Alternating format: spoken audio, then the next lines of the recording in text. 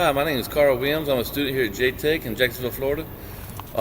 Today we're going to be talking about a pre-inspection of a forklift and what you need to do before you operate the forklift for that day or for whatever period of time you need it for.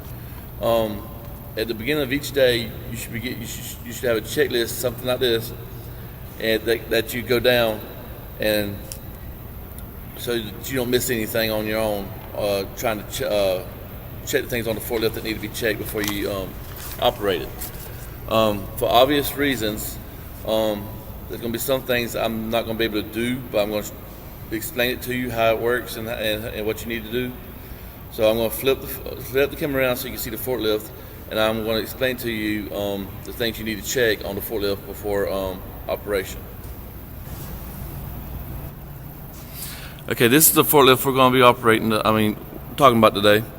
Okay, one of the first things you need to do before operating the forklift is do a walk around the forklift, make sure there's no leaks or anything from the hydraulic fluid or any diesel fluid, because this is a diesel operated forklift, and I don't see any on the ground. You also want to make sure wherever you see hydraulic hoses like this right here, there's one on the other side as well. Wherever you see the hydraulic hoses, check them, make sure there's no leaks in the fittings, there's no leaks on them as well. You want to check your tires, make sure they're good, which these are. I believe they're made of solid rubber if I'm not mistaken. You want to check your forks, make sure there's no cracks or splits in them. Make sure they're good to hold up with whatever it is you need to do with them. You need to check your chains, make sure they're lubricated good, and they're not loose or there's no missing links or anything. Check your hoses. There are hydraulic hoses on the forks as well to help give it the power it needs. It's front and back. You need to check your the roll cage, your head piece there. Make sure you check the lug nuts on the tires. I forgot to mention that, and the bolts, and make sure they're all good and fastened and secured. You want to check your lights, make sure they work for you, and you make sure that your seatbelt is work, which I've seen several people use this forklift already this morning. So I know the seatbelt works fine. I can't show you myself. You got your gauges here that have your hours that you use it for, your fuel, and your amperage, so that you know how good your battery is and stuff like that, and how much fuel you have. Make sure your horn works. Definitely make sure your horn works, because you got to warn people that you're coming around corners and stuff like that. Whenever you're sitting in your forklift, when you're having to back up, make sure you look behind you as you're driving. Make sure there's nobody behind you before you even move the forklift. Make sure there's nobody behind you or around you. Make sure you sound the horn at all entrance, exits, corners that you're approaching. Make sure that everybody hears you, and approach those slowly in case somebody's just flat out ignoring you.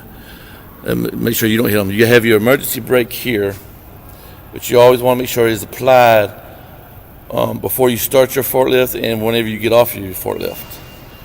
Okay, I'm going to raise the hood here so we can look inside the engine. I'm going to have to pause you for a second.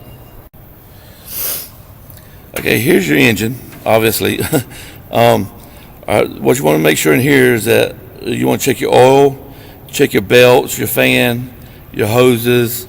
Make sure everything is good and you don't have any leaks around there. Because if you do, you do not want to turn this thing on and then explode on you. Check your battery, make sure it's good and there's no corrosion or anything like that. And that's pretty much it as far as this compartment right here goes. I'm going to let this thing down. I'm having to hold it with one arm here, so it's going to be a little bit of a noise.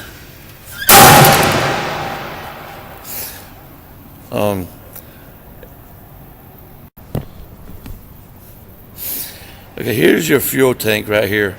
Like I said, this is a diesel, so you also want to make sure you check that and make sure there's no leaks or dirt around it. If there is dirt or anything around any type of filler hole that you need to fill something in with, make sure you clean that up before you open it up, because you want to make sure no dirt or anything gets inside of it.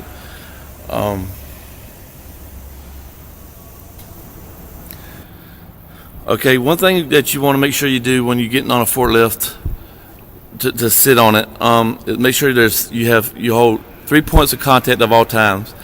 Because I have my arm in this thing, I can't really show you how to do it, so I'm going to tell you. Put one arm on the bar here. One arm, you can hold on to the steering wheel, and you have a foot pedal right down there that you can use to step up in. That's your 3 points of contact. Always make sure you use 3 points of contact when getting on your forklift to make sure you don't slip and fall and hurt yourself even more. Okay, that's it for the forklift video. This is Carl Williams. Thanks for joining. See you guys next time.